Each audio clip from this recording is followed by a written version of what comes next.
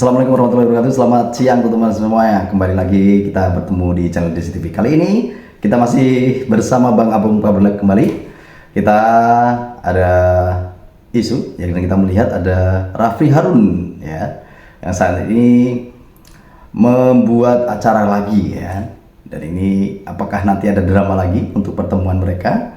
Apakah ada huru-hara lagi? Ya kan? Kita bersama Bang Apung Pabelek, kita akan melihat videonya.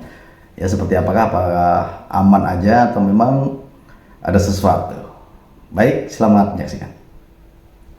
Kalian tahu kalau Rafli Harun baru-baru ini bikin forum lagi. Oh, bikin forum pertemuan lagi. Kapok kawan. Nggak kapok kan?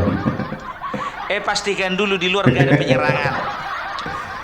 Mudah-mudahan aman. Pastikan juga itu yang kunciran itu, yang kuncir rambut itu belum keluar dari penjara. Ada izin kan nih Bang? Tanya-lain polisi lagi. Kayak gini lah orang-orang yang kehilangan panggung. Lesehan, Nggak bisa lesehan dapat guys. panggung di pemerintahan, Lesehan, guys. emperan toko. Udah nggak kuat nyewa hotel lagi.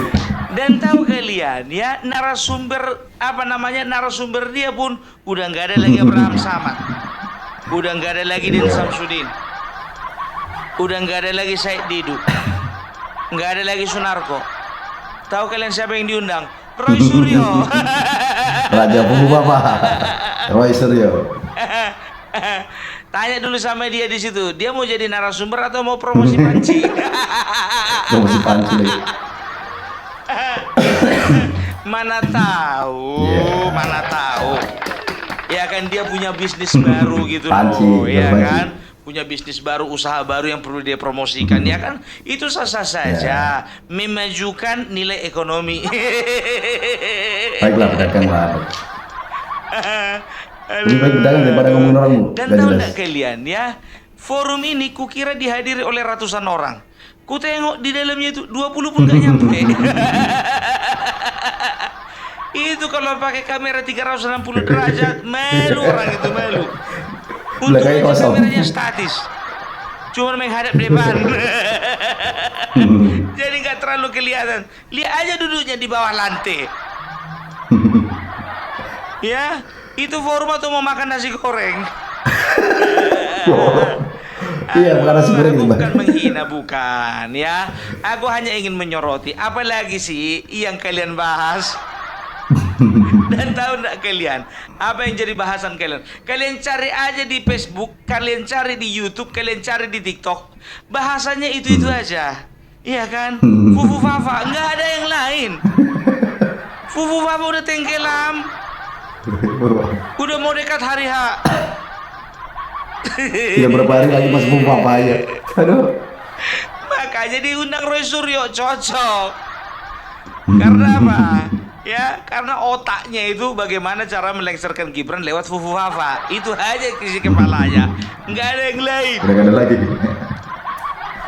Kalian tengok dulu baju Roy Suryo. Orang itu bikin baju dengan namanya, dengan logo bertuliskan Korban Mulyono. Aduh, ngaku udah diapain mengaku rupanya berarti. kalian? Kok Korban Mulyono? Berapa banyak baju yang kalian bikin? Udah sakit hati ya. Kemarin Kaisang, ya kan, bikin baju Putra Mulyono, ya kan? Dan mereka berpikir, ih mantap juga ini bikin si Kaisang ini, bah. Ada bisnis baru Cara nih. kreatif kan begitu. Dicetak orang itu lah bajunya. dengan tulisan Korban Mulyono. Korban Dono. Korban mulai. Aduh. Suryo, Padahal kalian Suryo. belum tua kali loh. Kalau tua kalian kayak si Amin Rais, ku maklumi tingkah laku Makin kalian lucu. kembali dari karena umur segitu itu rata-rata secara psikologi kembali ke anak-anak. Ini kalian semua ku tengok di situ usia produktif. Iya kan? Dan tahu kalian apa yang disampaikan siapa namanya itu si Rafli Harun? Ya, dia teriak-teriak, "Mari kita desak MPR supaya jangan melantik Gibran." Segampang itu. Mari kita lakukan demo, kita desak mereka untuk tidak melantik si Gibran. Segampang itu.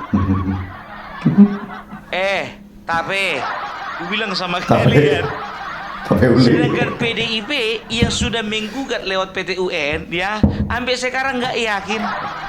Belum yakin mereka gugatannya dikabulkan. Itu sudah prosedur ya, melalui prosedur walaupun agak lari prosedurnya. Ini kalian prosedur nggak kena, nyenggol sedikit pun prosedur nggak kena. Apa urusannya sama MPR? Sekarang ku bilang sama kau ya. Sekarang begini ya. Ini jalurnya ya, ini jalurnya ketika seseorang ya digugat atau dimaksulkan dari posisi sebagai presiden ataupun wakil presiden ya. Yang pertama ya, dibuktikan dulu ya apa yang membuat dia tidak layak untuk meneruskan ya, tidak layak meneruskan ya jabatannya sebagai wakil presiden atau sebagai presiden. Setelah itu ya dibuktikan, setelah terbukti ya penggugat itu ya bersama dengan MK ya, mereka mengajukan ke DPR.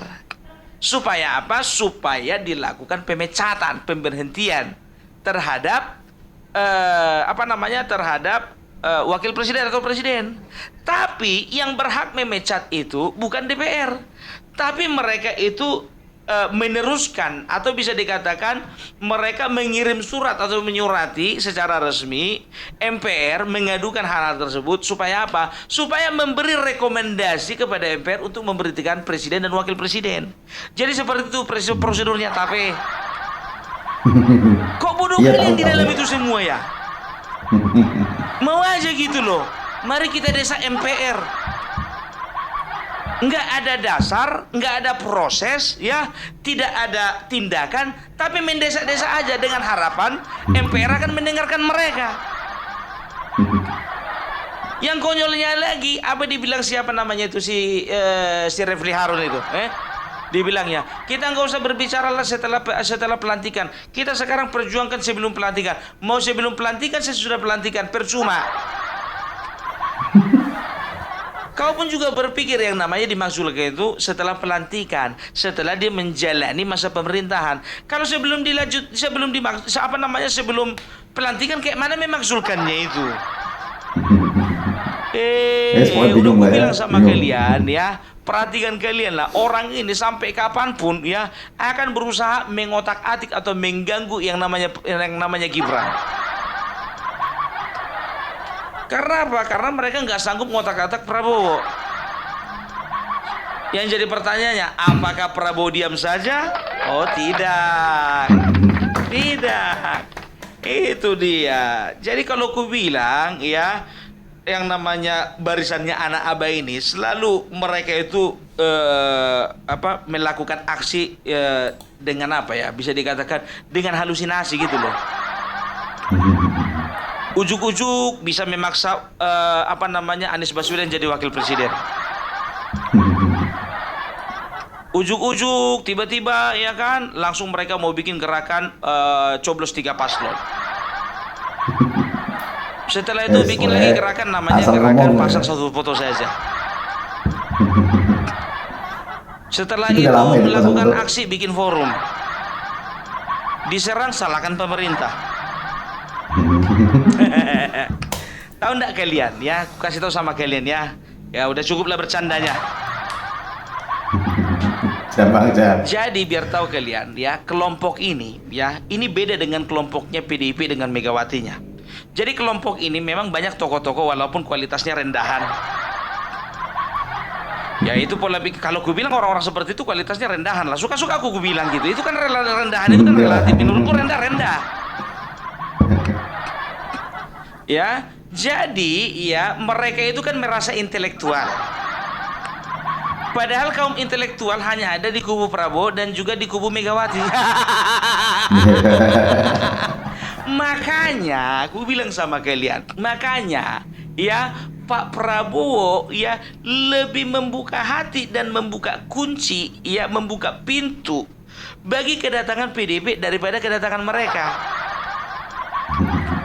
Karena apa? Bisa dikatakan ya dari PDIP masih bisa lebih diajak bekerja sama dibandingkan orang-orang Abah ini.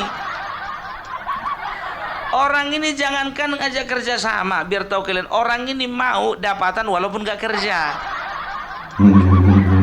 Ya, model-model seperti ini, ya kan, model-model pemalas. Pemalas lah, bayangkan aja siapa dikasih kesempatan sama 3 partai untuk mencari partai pendukung lainnya, nggak mau dia. Disuruh PKS cari partai lain juga untuk supaya memenuhi kuota, nggak mau dia. Pemalas kan? Iya, dan mereka berharap dengan menghembuskan isu fufafa bisa lengser si apa si Abang nggak ada isu yang lain rumahnya. Udah malas telinga kami dengarkan fufafa terus. Nak. Jadi tahu ndak kalian ya, kenapa mereka ini ya getol kali ya, baik dari kubunya PDIP dan juga kubunya yang nggak jelas ini. Ya, karena mereka itu tahu bahwasanya ya, Bapak Prabowo itu kalau tidak ada Gibran ya, berarti itu sama dengan tidak ada pengaruh dari Joko Widodo. Lemah akan pengaruh Joko Widodo. Jadi ya, mereka akan berusaha semaksimal mungkin supaya Gibran ya bisa dilengsarkan, supaya apa? Supaya bayang-bayang Joko Widodo tidak ada di sekeliling Bapak Prabowo. Dan mereka lebih leluasa untuk memberikan pengaruh kepada Bapak Prabowo. Tahu kalian ya, kenapa mereka itu sedemikian ngotot ya, untuk melengsarkan Gibran dan juga ngotot untuk melakukan pendekatan kepada Bapak Prabowo? Karena apa? Karena mereka pada 2014 dan 2019 adalah memang bagian dari Bapak Prabowo. Tapi masalahnya lingkaran di Prabowo itu terlalu kuat untuk mereka tembus.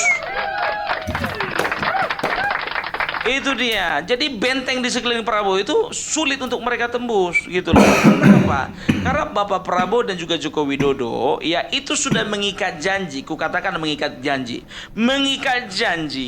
ya, untuk meneruskan setiap program dan kebijakan dan juga cita-cita yang ada pada Bapak Jokowi. Apa cita-citanya itu? Sudah pasti segala sesuatu yang berhubungan dengan kemajuan bangsa. Itulah cita-cita Joko Widodo. Jadi maaf, I'm sorry to say, ya bagi kelompoknya PDIP dan juga kelompoknya anak-anak Aba ini, ya bisa kukatakan ya, bisa kukatakan dan kujamin ya, bahwasanya apa yang mereka lakukan selama ini sia-sia untuk mempengaruhi Bapak Prabowo, ya. Ya, jadi mempengaruhi Bapak Prabowo, apalagi mengenai pelengserannya si Gibran, tidak akan pernah terjadi. Itu mustahil terjadi. Karena apa? Karena Prabowo sudah mengkonfirmasi bahwasanya ya dia ambil Gibran menjadi wakilnya Prabowo. Karena apa? Dia ingin menunjukkan kepada masyarakat bahwasanya Gibran itu adalah, ingat, Gibran itu adalah bisa dikatakan perwakilan atau gambaran bahwasanya Joko Widodo beserta dengan Prabowo masih memiliki ide-ide cemerlang, masih memiliki kekuatan, masih memiliki daya, masih memiliki energi untuk membawa bangsa ini ke ke arah kemajuan. Itu sudah terkonfirmasi gitu loh ya. Dan dia ingin memastikan, Prabowo ingin memastikan kepada rakyat bahwasanya setiap pekerjaan Joko Widodo akan dilanjutkan oleh Bapak Prabowo. Itu dia konfirmasinya ya. Jadi jangan kalian katakan segampang itu mau menggeser Gibran. Oh, enggak. Itu kan asumsi kalian aja. Kalian kan paling suka berasumsi. Berhalusinasi, berekspresi. Itu aja ya kerja kalian kan. Cuman masalahnya PDIP ya masih enak dia ya, bisa dikatakan PDIP itu masih, kelompok PDIP itu masih minjak bumi gitu loh. Masih hidup di dunia nyata. Kalau kelompok kalian itu minjak awan, hidupnya di awang-awang, ngambang, nggak punya dasar gitu loh. Selalu kalian narasi kalian itu narasi tidak berdasar. Nah ya, Jadi seperti ini. Jadi apapun yang menjadi program Jokowi, ini kupastikan sama kalian, apapun yang menjadi program Jokowi, rencana Jokowi, cita-cita Jokowi sudah 100% terdistribusikan kepada Bapak Prabowo. Ya, contohnya apa? Lanjut. Hilirisasi. Prabowo mengatakan bahwasanya ya hilirisasi akan dilanjutkan oleh Bapak Prabowo. Setelah itu apa? Ya, setelah itu pertanian. Ingat, Bapak Prabowo adalah ketua dari Himpunan Tani Indonesia. Dan bisa dipastikan bahwasanya ya pertanian ya modern yang sudah digaung-gaungkan oleh Menteri Pertanian yang adalah perintah langsung dari Bapak Joko Widodo, itu juga mereka akan lanjutkan ya. Apalagi tujuan ke depan adalah Indonesia menjadi negara swasembada pangan dengan pengadaan atau pembukaan lahan sawah 3 juta hektar. 1 juta hektar di Papua ya, 500.000 hektar ada di sekitar Kalimantan dan beberapa dan 1.500 hektar lainnya itu tersebar di Sulawesi, daerah Kalimantan dan Sumatera Selatan. Itu dia. Setelah itu apa? Masalah pertahanan dan keamanan ya. Ingat, Bapak Prabowo adalah ya saat ini dia masih menjabat sebagai Menteri Pertahanan. Ingat, ketika dia menjadi seorang presiden ya, sudah pasti pertahanan akan menjadi concernnya Bapak Prabowo. Gitu dia. Dan akan banyak program-program lainnya. Setelah itu apa? Nah, Gibran, ya jujur saja, Gibran itu mewakili anak muda. Indonesia ini 65% didominasi oleh generasi muda ya, dan juga generasi milenial dan juga generasi Gen Z. Itu dia. Jadi bisa dikatakan apapun yang berkaitan dengan kemajuan sumber daya manusia dan juga peningkatan kualitas hidup manusia, apalagi usia-usia muda, milenial dan juga Gen Z, sudah pasti itu menjadi bagiannya Gibran Rakabuming Raka. Itu pertama. Baru yang kedua ya, beliau itu pure businessman dulu ya, sama seperti Bapak Prabowo juga businessman. Sudah pasti ya, bisnis atau ekonomi kreatif ya, Bapak Gibran Rakabuming Raka akan ambil bagian di dalamnya. Yang ketiga, kita tahu ya bagaimana Bapak Gibran Rakabuming Raka, wakil presiden terpilih, sangat anti dengan yang namanya intoleransi. Ya, jadi kita tahu di kelompok sebelah itu adalah orang-orang yang dipenuhi dengan orang ya bisa dikatakan yang tidak rindu bangsanya bersatu dengan teman-teman atau saudara-saudaranya ya. Jadi hati-hati. Ini mereka sudah lihat bahwasanya Gibran adalah ancaman buat mereka. Ya, ancaman bagi kaum intoleransi ya kita udah tahu. Ya, kaum intoleransi akan berada di sebelah mana kita tahu ya. Maka ini akan menjadi ancaman besar bagi mereka dan ini akan mempersempit ruang gerak mereka. Gibran itu jangan ditanya ya, sama umat beragama apapun ya, dia itu paling sayang. Dia paling benci dengan yang namanya intoleransi. Aku masih ingat ada 2 gereja ditutup di Solo ya. Dia sendiri turun tangan untuk mencabut palang atau mencabut segel yang ditempel oleh orang-orang yang tidak bertanggung jawab itu. Dan apa? Dan dia katakan ya biar kita uruskan sekalian izinnya. Bukan cuman mencabut labelnya itu, tapi dia uruskan juga izinnya. Begitu juga dengan kaum-kaum minoritas lainnya. Kaum Tionghoa mengadakan festival budaya, begitu juga dia hadir. Gitu loh. Kota Solo begitu juga ketika ada perayaan Natal dan Tahun Baru, maka kota itu dihias seindah bisa dikatakan indah ya, dihias seindah mungkin ya dengan pernak-pernik Natal kan begitu ya. Kenapa enggak? Kenapa kalau misalnya umat Islam kenapa boleh didekorasi kota itu dengan nuansa Islam? Kenapa kalau Natal enggak bisa dekorasi dengan nuansa Natal, Christmas kan begitu. Dan aku yakin ya, ini akan terjadi perubahan yang signifikan di masing-masing daerah di setiap provinsi yang ada di Indonesia. Tidak ada lagi pelarangan ibadah, tidak ada lagi penyegelan terhadap rumah ibadah, tidak ada lagi diskriminasi dan intoleransi terjadi di muka bumi ini. Di muka bumi ini, di Indonesia. Jadi udah jelas, makanya bisa dikatakan Gibran itu sosok berbahaya bagi mereka. Ya, selain Gibran ini sebagai penghalang mereka dapat panggung, Gibran ini juga yang dipastikan akan mematikan langkah-langkah mereka. Gitu dia ya. Jadi udah tahu ya, udah paham ya kenapa mereka ngotot ya untuk masuk ya, melengsarkan Gibran supaya mereka masuk di lingkarannya Prabowo, dan bisa mereka berkeyakinan bisa mempengaruhi Prabowo untuk menggagalkan hilirisasi. Karena apa? Kalau hilirisasi terjadi ya, ini akan mengganggu stabilitas ekonomi dari negara-negara asing. Dan kita harus pertanyakan ya, siapa di belakang mereka, negara asing mana di belakang mereka yang berencana untuk menggagalkan hilirisasi di Indonesia. Oh, harus sampai ke situ. Hitung-hitungan kita harus sampai situ. Kalian tahu kan diaspora? Diaspora itu apa? Orang-orang Indonesia yang bekerja di luar negeri. Kita nggak tahu apa visi misi mereka melakukan melakukan forum tersebut. Kan begitu ya kan, sudahlah ya, kita udah capek dengan hal-hal tersebut ya. Udah ya, bangsa ini memerlukan pemimpin yang tidak bisa dipengaruhi dengan orang-orang bebal, orang-orang kerdil, orang-orang negatif, orang-orang pesimistik ya. Sudah ya, biarkan Bapak Prabowo bekerja dengan Bapak Gibran ya. Kita ingat ya, aku bilang sama kalian, tanggal 10 PT UN akan menolak gugatan dari PDIP. Itu yang pertama. Ya, itu kupastikan. Setelah itu, tanggal 20 bisa dipastikan Presiden Bapak Prabowo dan juga Gibran Raka Buming Raka akan dilantik menjadi Presiden dan Wakil Presiden Republik Indonesia 2024-2029. Dan bisa kupastikan ya, kupastikan juga Bapak Gibran Raka Buming Raka tidak akan pernah lengser dari selama periode pemerintahannya dari 2024 sampai 2029. Dan satu lagi ya, tidak akan pernah ada ceritanya keretakan hubungan antara Prabowo dan Joko Widodo. Itu dia.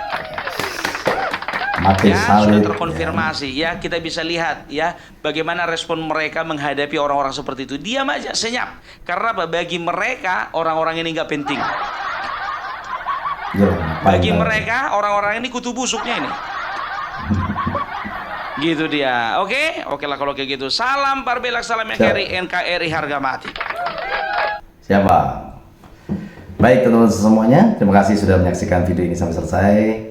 Dan terima kasih juga buat Bang Opung Parbelak ya, yang selama ini sudah memberikan kita inspirasi terus setiap hari. Terima kasih buat Bang Opung Parbelak. Sehat selalu dan dimurahkan rezeki sekeluarga. Terima kasih. Assalamualaikum warahmatullahi wabarakatuh. Selamat siang.